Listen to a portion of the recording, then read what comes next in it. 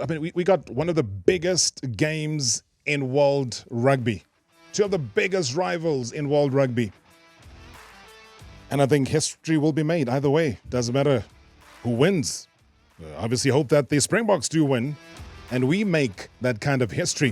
If I look at what will happen tomorrow, we're playing one of our greatest rivalries in rugby, and that's the All Blacks. However, complacency has a way of turning things from joy to sorrow.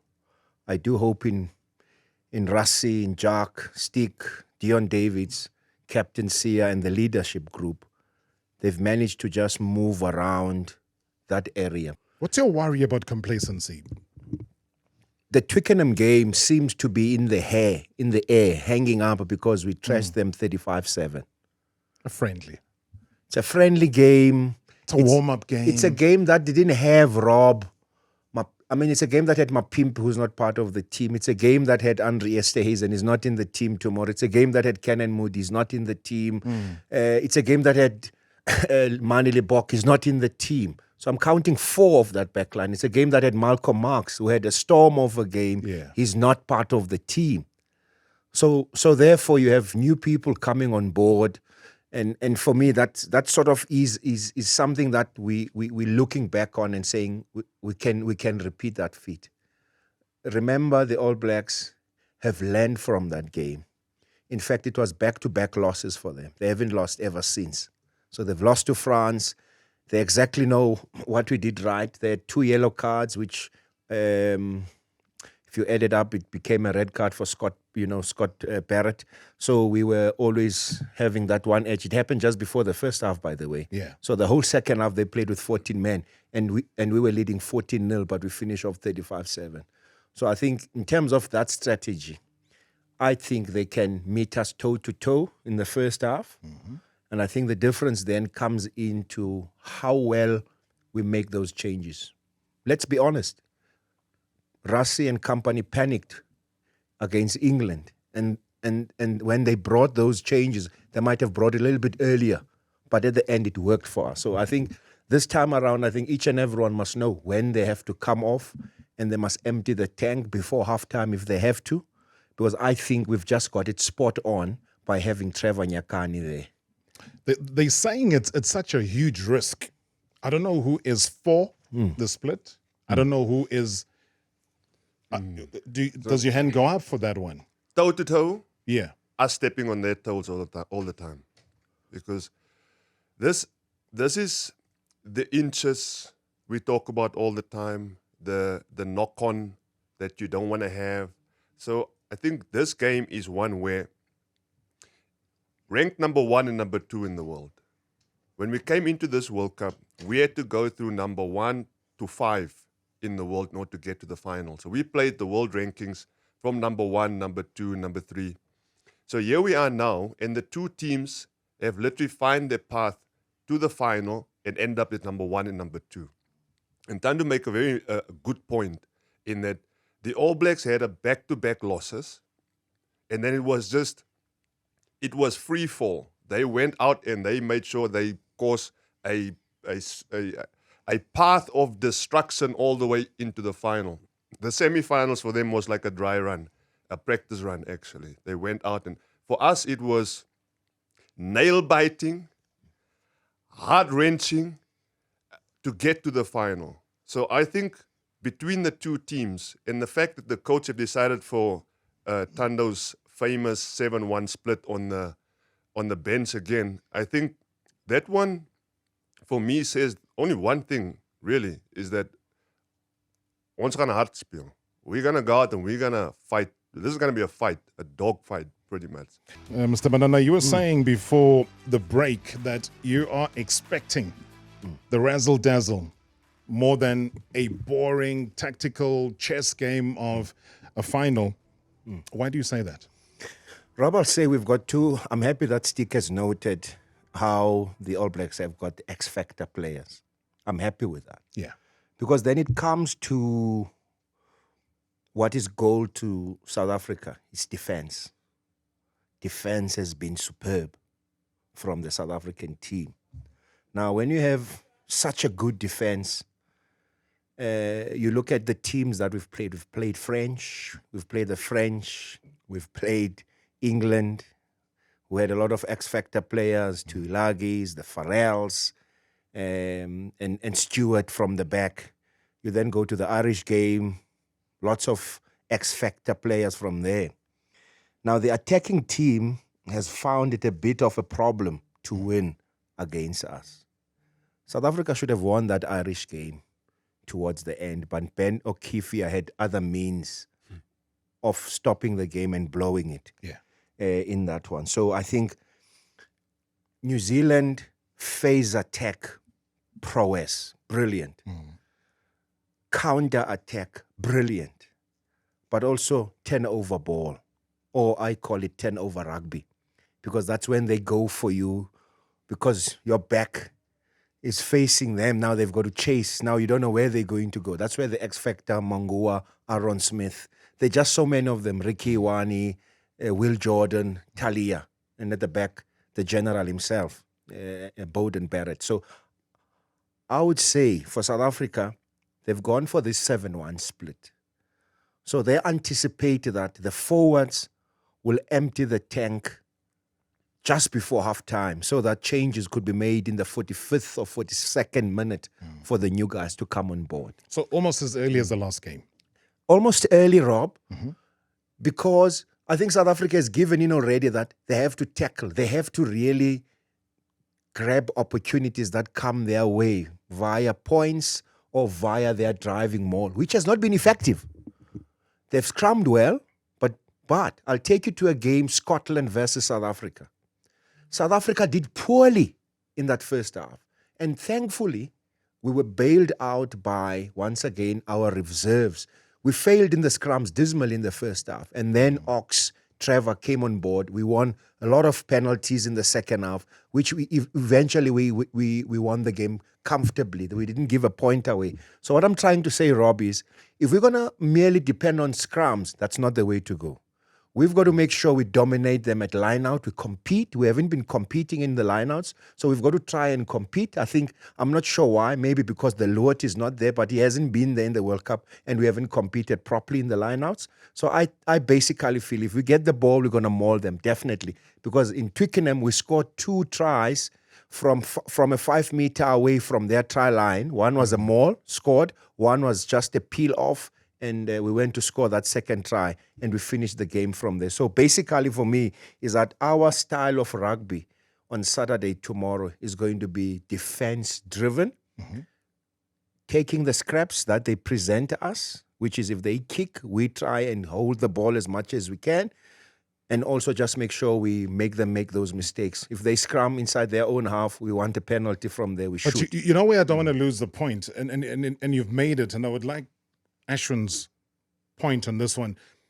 Thando says we've relied too much on the scrum, but more the scrum coming off the bench. So Ox coming in, making the shake-up, making the change, as he always does. If we are to stop that reliance, how do we dominate, before, the bomb squad kicks in? So if we look at the All Blacks and South Africa going into this one, then there's 2 teams who defensively, the All Blacks have shown now throughout the World Cup. Defensively, they have been able to show that, to penetrate their line is a case of luck. So if you're going to score against them, it's going to be lucky to score against the All Blacks. The other thing that they've shown is they can score from anywhere on the field, pretty much. If you look at the defensive structures. So the All Blacks, they don't need an opportunity. They create opportunities for themselves. The question is, can we stop them? Can we prevent them from creating momentum, creating opportunities? Now, I think it's fair to say that the scrumming contest against the All Blacks, in my view, is one where there's no between these 2 teams, there's nothing to give pretty much. And I think that's going to last for the entire game. I don't think that, especially given what happened in the semi-finals, can we repeat that again? I think we have the ability to outscrum any team in the world, but the All Blacks will be so well prepared for that moment. England was caught off guard pretty much on that scrum. That was the scrum, that the moment that changed the game was a scrum where I don't believe England anticipated what was going to come in that particular moment. So the scrum, I almost want to say it's a neutral game. The line-out is a neutral game. The defense is even Stevens. The attack is even Stevens. So pretty much what we have here is you will have the luck of the bounce, the Madiba effect. You know, we talk about Madiba magic. I think for the All Blacks, they would be hoping that, okay, Jonah Lomu would be their answer, but he's no longer here. Madiba would be our answer in this game. He's no longer here. But will a Will Jordan be? So that's the thing. You look at a Will Jordan, and you look at the All Blacks, and if you Jordie Barrett, Rico Ioane, that combination. So you look at that combination and say to yourself, can they penetrate our lines? First phase, second phase. And I say, Aki, when we played Ireland, and he went through from a first phase, a set phase, line out. Bandi Aki got the ball, and he went straight through our midfield because he could do that. Yeah. Now the question is, do you think that this centre pairing, do you think they're on par with Bandi Aki? Do you think they can do it? So it shows we are vulnerable, as are they vulnerable, because I think that Damian de Linde has got what it takes to penetrate theirs. So the truth here really for me boils down to, between these two teams, there's going to be moments in the game where you will have a player being off guard. That's the moments where you steal that gap. And that's a half a gap you need, because thereafter you turn it into momentum. Half a meter beyond the advantage line, they have to turn around, they have to turn their backs. That's how you build on the momentum. In the set phases, we'll be lucky if we dominate any one of the set phases. So you get our ball. From our ball, we'll have to start to play and build momentum. And that building the phases, building momentum is really talking about the one moment, the lapse of concentration. The one moment where one of your tight forwards is a half a meter behind the other one, and that's where we get the gaps. So I'm very happy to see that the likes of a Faf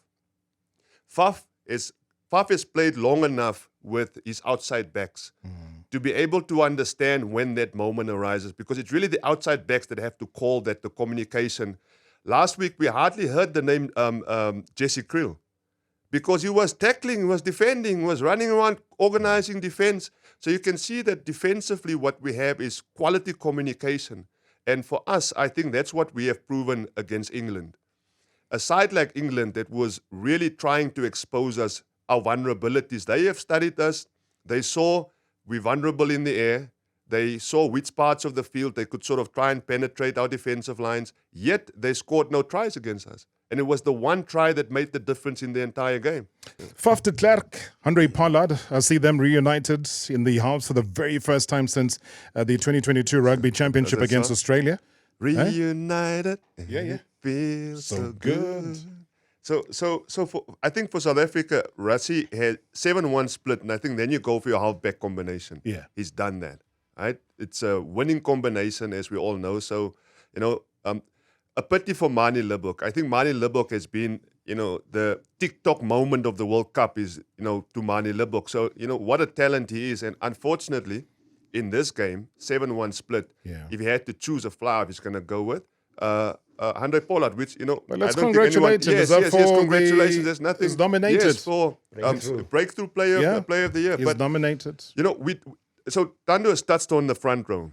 And it's highlighted the lock pairing. And I think that's really, and we haven't put much emphasis on it, but Evan Franco and Brodie Retallick and Scott Barrett, I think therein really lies so if the game can be won or lost somewhere, I think it will be the work rate, both in the scrums and the line-out, but also in general play. How hard does an Eben go and hit the rucks? If you think about an Eben up against a Retallick, how hard do they play in the rucks and the mauls? How quickly do they get there? How the tackles that they make? So I think between the two lock pairings, that's also where there's a potential advantage for whoever works the hardest on the day. I think that speaks to Thando's point as well.